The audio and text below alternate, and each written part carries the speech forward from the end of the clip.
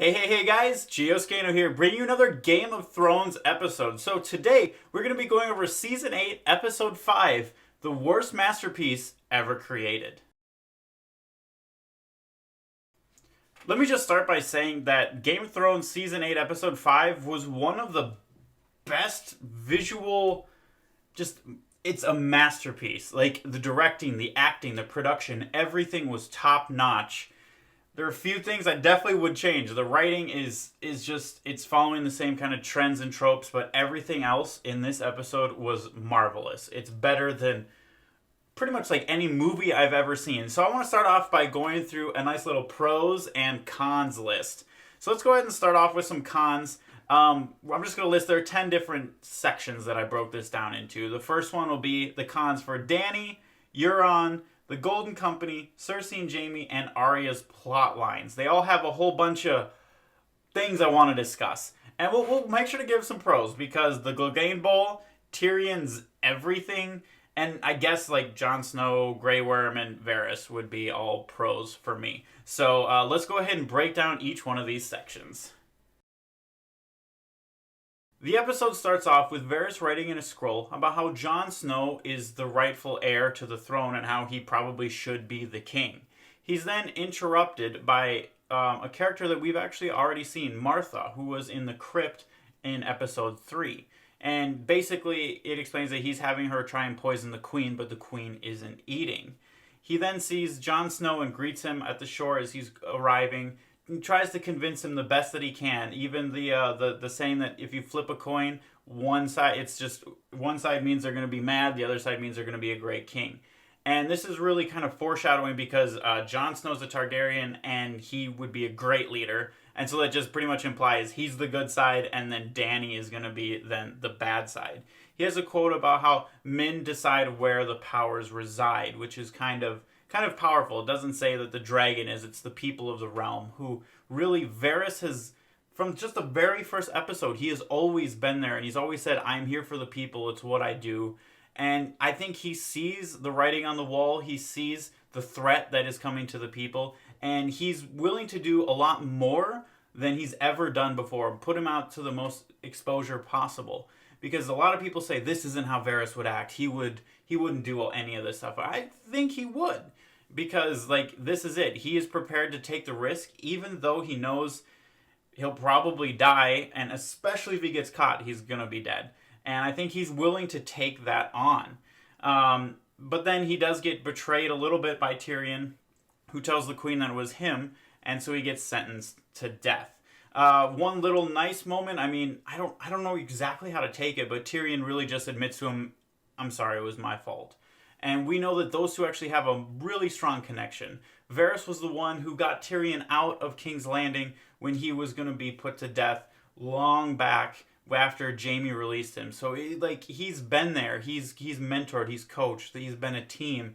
And Varys has really been there for Tyrion all along. And you can tell Tyrion is devastated. And I think that's portrayed quite well.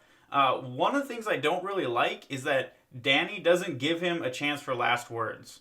Like, even Cersei gave Missandei last words, but you won't let your own advisor say anything. I mean, this whole section was 10 minutes, which is a big chunk of the episode, and you don't have time for him to say something like keep in mind. And he basically does tell Tyrion. He says the present tense of saying, I told you so.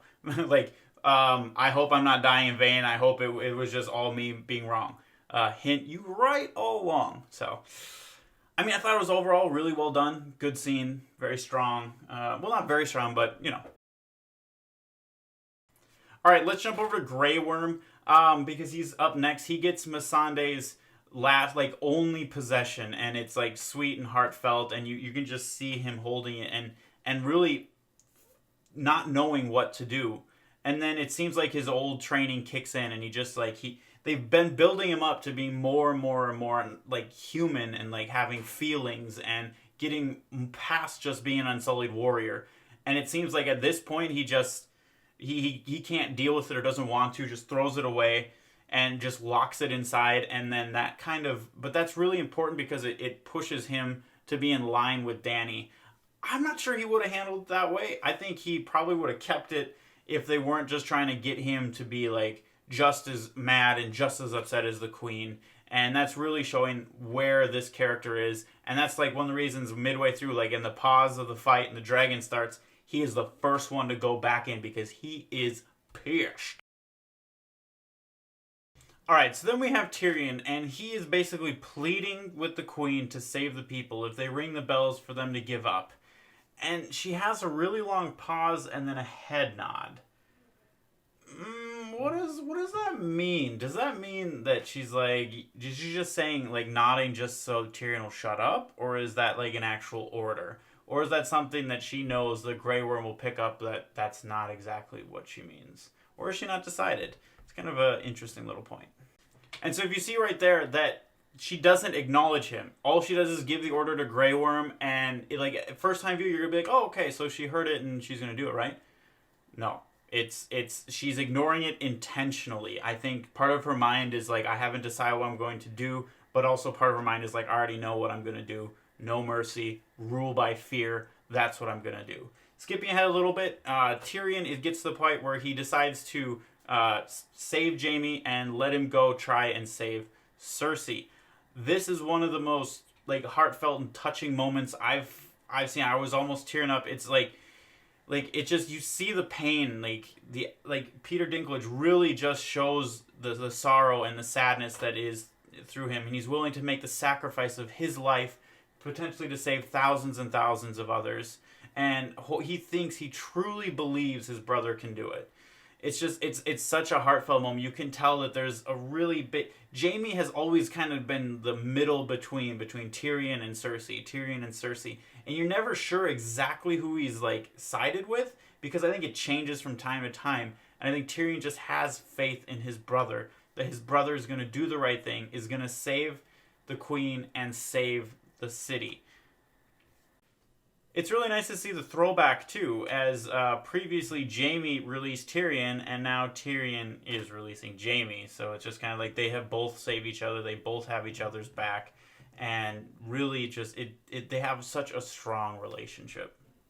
I think that there's actually a pretty big spoiler for the next episode here, because Jaime says, for this, you'll probably be executed.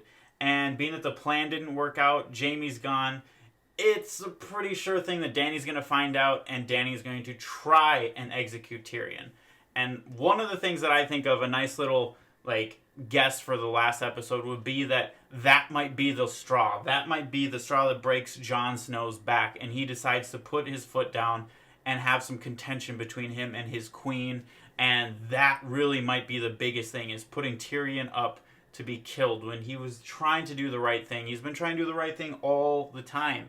It just never works out for him right now. Thank you so much for watching part 1 of my episode 5 season 8 review. God, that's a lot of numbers.